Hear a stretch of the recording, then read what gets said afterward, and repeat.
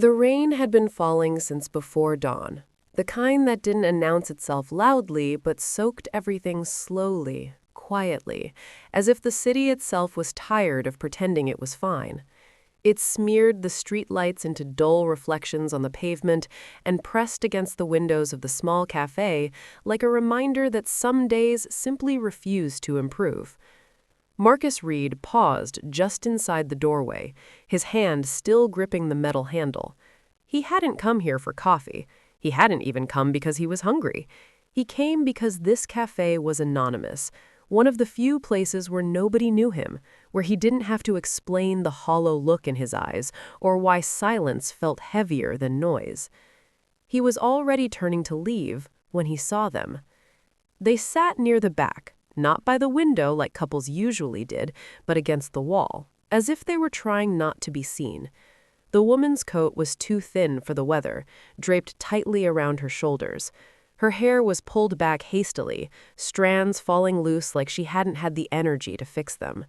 She stared at the table, not at her cup, not at her phone, just the empty space between her hands. Across from her sat a little boy, maybe 7.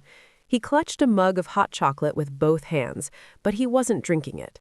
His eyes kept moving, toward the door, the counter, back to his mother, alert in a way children shouldn't have to be.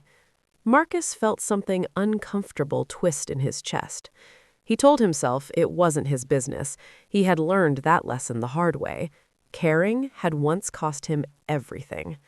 He took a step back toward the door. That was when the boy looked up. Their eyes met for just a second. The boys were wide, dark, and far too serious. There was no fear in them, only a quiet desperation that made Marcus freeze where he stood.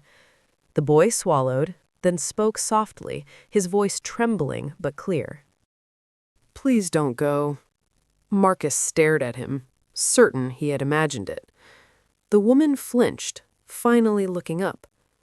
"Noah," she whispered, embarrassed. "Don't." "He was leaving," the boy said, still looking at Marcus. "Everyone leaves." The words landed like a blow. Marcus didn't remember moving, but suddenly he was walking toward their table. He didn't ask if he could sit.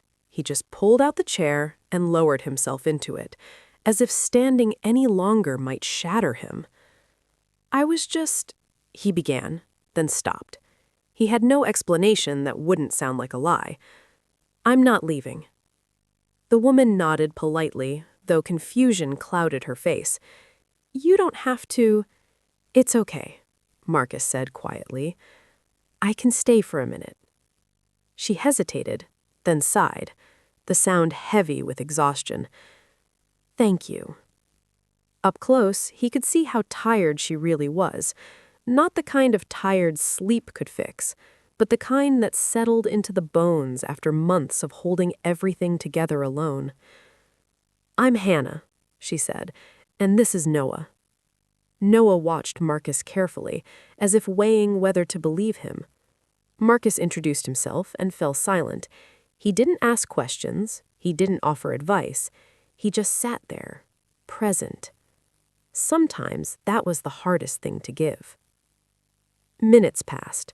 Then Hannah's shoulders sagged, as if something inside her had finally given permission to break. "I wasn't supposed to be here this long," she admitted. "I had an interview this morning. They said they'd call. They didn't." Noah's fingers tightened around his mug. Marcus nodded. "That's rough." She let out a small, humorless laugh. "That's one way to put it." The words spilled out slowly after that. How she had moved to the city chasing stability after her husband left without warning. How the savings disappeared faster than she expected. How every application felt like shouting into the void. She spoke without tears, which somehow made it worse. "I tell him we're okay," she glanced at Noah. "I tell him things just take time. But kids, they know when you're lying." Noah didn't deny it. Marcus felt an ache he recognized too well. Years ago, he'd sat in a different cafe, holding divorce papers he didn't understand, wondering how someone could erase a life so easily. A stranger had sat with him that day, too. Hadn't said much, just stayed. "I know what it's like," Marcus said, "to feel like you're one bad day away from losing everything." Hannah looked at him then, really looked. Something in her expression softened. Not hope, not yet, but recognition. They parted awkwardly. Marcus expected that to be the end of it. A moment, nothing more. But the next morning, he found himself back there. Then the next. Sometimes he brought food. Sometimes he helped Noah with homework while Hannah filled out applications. He fixed the broken latch on her car door, drove Noah to school when interviews overlapped.